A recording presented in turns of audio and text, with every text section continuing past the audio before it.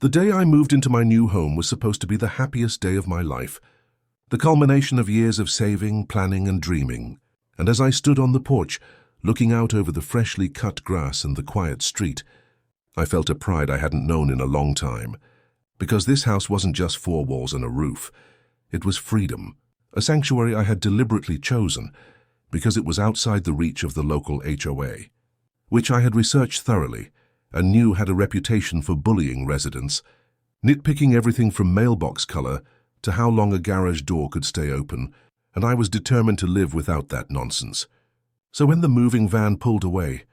and I finally breathed in the scent of fresh paint and new beginnings, I thought I was free, but less than an hour later, a sharp, insistent knock rattled my front door, and when I opened it, there she was, a middle-aged woman with a permanent scowl,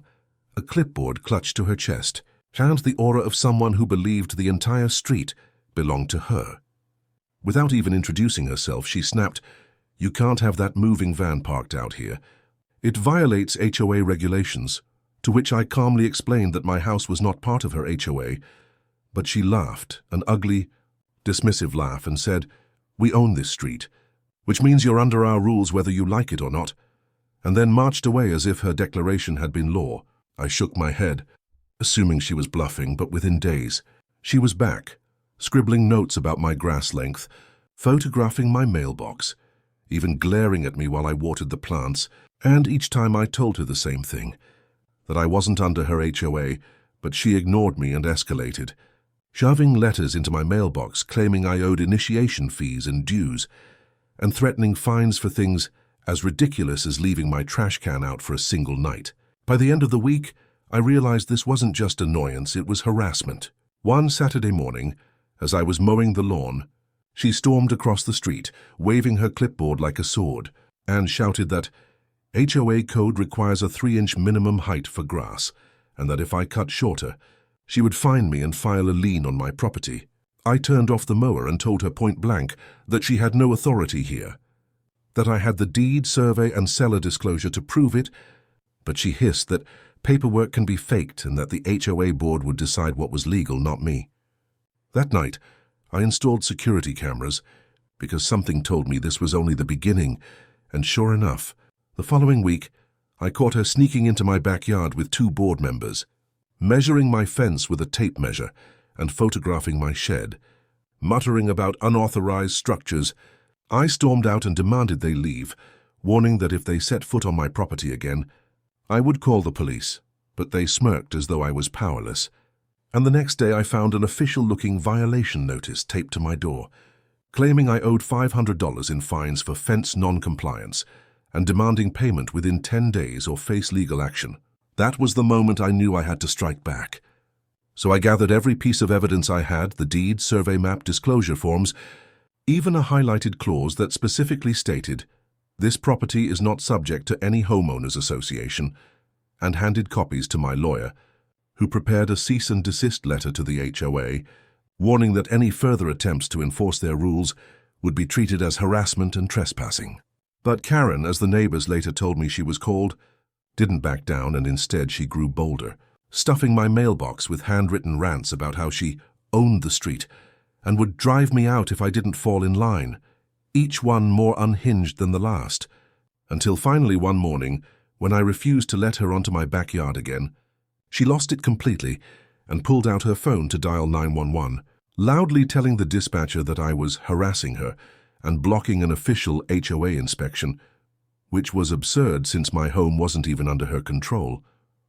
Within minutes, 2 police cruisers pulled up, lights flashing, and she stood smugly at the curb, convinced her victory was at hand. But when the officers approached, I calmly presented my documents, my keys, my ID, and most importantly, my security footage showing her trespassing, photographing my shed, and measuring my fence without consent, and the smugness drained from her face as the officers turned on her, questioning why she believed she had authority over a property not listed in the HOA charter. She sputtered excuses about protecting the neighborhood and community standards, but the officers weren't buying it,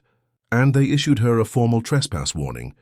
telling her that if she set foot on my property again, she could face criminal charges. That moment shattered her illusion of power,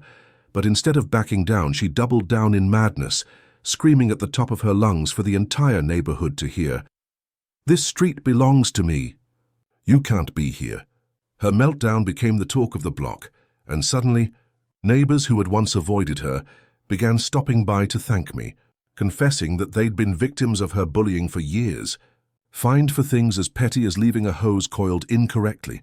or planting flowers, not on the HOA's approved list, but none had dared fight back until now. With my restraining order in place, Karen's ability to harass me directly was cut off, but her reputation unraveled quickly.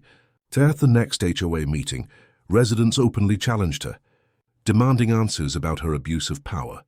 her lies about owning the street, and her embarrassing public breakdown. And when she tried to defend herself, they shouted her down, calling for her resignation. And though she clung desperately to her title, her empire had crumbled. And within a month, she was forced out as president. The day I watched her pack boxes into her SUV and drive away, muttering curses under her breath, I felt a satisfaction that words can barely capture.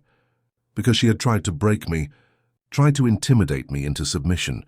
tried to twist lies into authority, but in the end, she lost everything.